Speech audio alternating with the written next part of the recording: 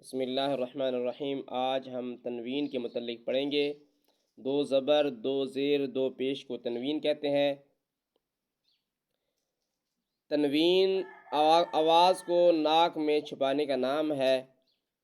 تنوین پر غنہ کرنے کا قاعدہ یوں ہے کہ اگر تنوین کے بعد دو زبر، دو زیر، دو پیش کے بعد یہ الفاظ آ جائیں، یعنی ہا، عین، حا، غین، خا، لام، را میں سے کوئی حرف آ جائے تو اس سے پہلے حرف پر غنہ نہیں ہوگا، اور اس کے علاوہ کوئی اور حرف آ جائے تو غنہ ہوگا۔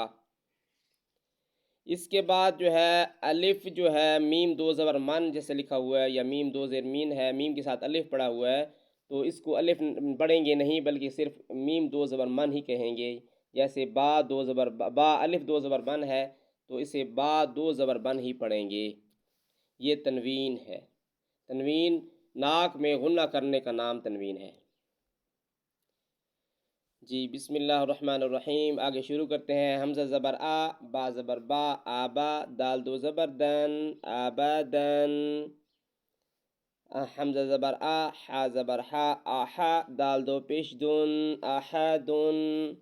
حمزہ زبر آ، خا زبر خا، آخا، دال زبر زا، آخاذا۔ حمزہ زبر آ، زال زیر زی، آزی، نون زبر نا، آزینا۔